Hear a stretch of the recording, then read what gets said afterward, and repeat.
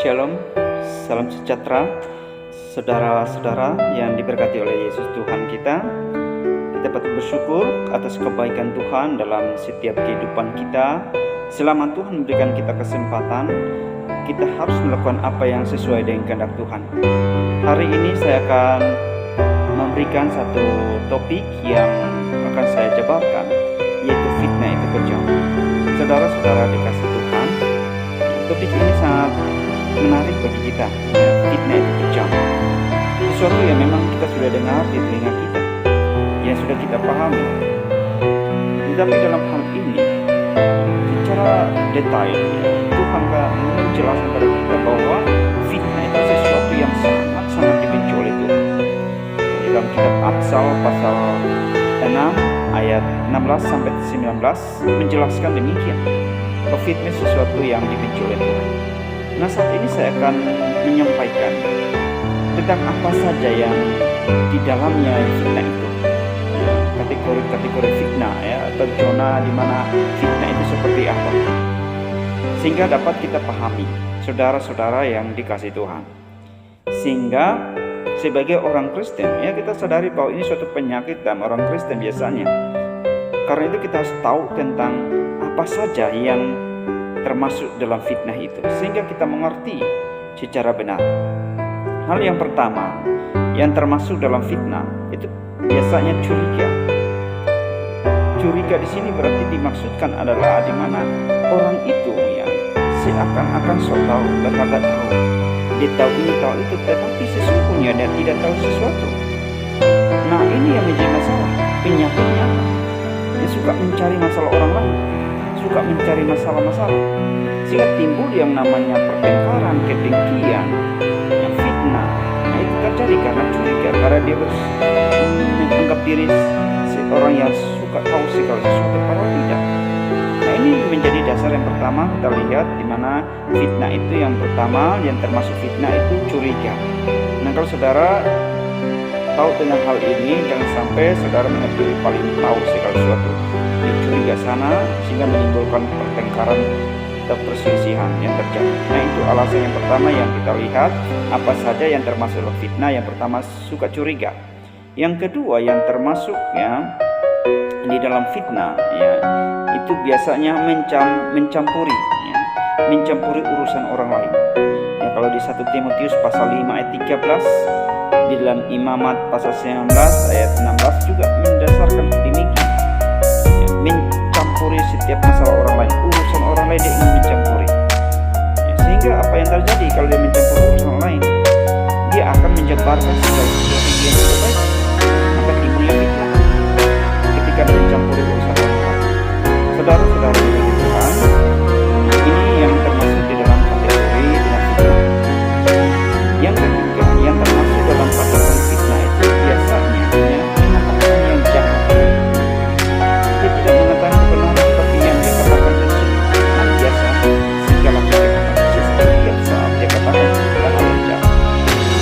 Kalau saudara baca di dalam Mazmur pasal 41 ayat yang ke-6 sangat detail menjelaskan demikian, mengatakan hal yang jahat. Nah, itu kategori dari fitnah itu sendiri yang termasuk fitnah. Nah, yang keempat yang termasuk di dalam fitnah itu sendiri dianggap sebagai kejam, yaitu suka mengucapkan kesaksian dusta, bersaksi dusta. Bersaksi itu suka berbohong sana sini, bersaksi dusta, melakukan hal-hal yang tidak benar, itu saksi dusta. Berarti ini sudah masuk dalam kategori kejam, itu termasuk dalam fitnah.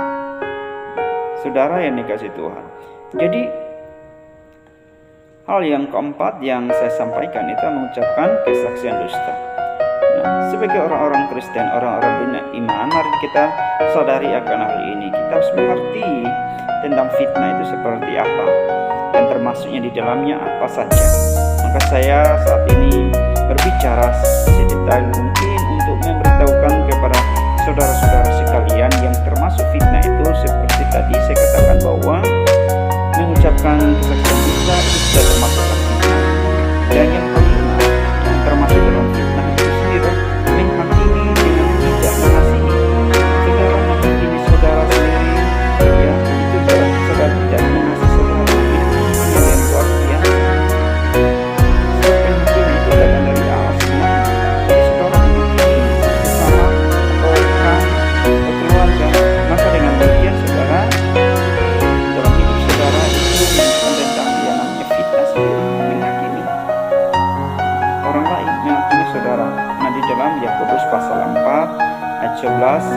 13 firman Allah sangat menjelaskan hal-hal ini. Menghakimi dengan tidak mengasihi. Nah, hal yang keenam yang termasuk dalam kategori fitnah itu menipu. Kalau saudara biasa juga menipu orang lain, itu berarti fitnah. Itu kategori dari fitnah itu sendiri. Yang masuk dalam fitnah itu berarti menipu.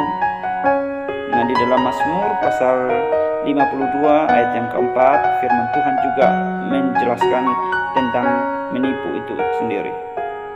Nah, karena itu saudara-saudara yang dikasih dan diberkati Tuhan, nah ini saya sampaikan hal ini supaya kita tahu, sadari, mengerti tentang fitnah itu sendiri.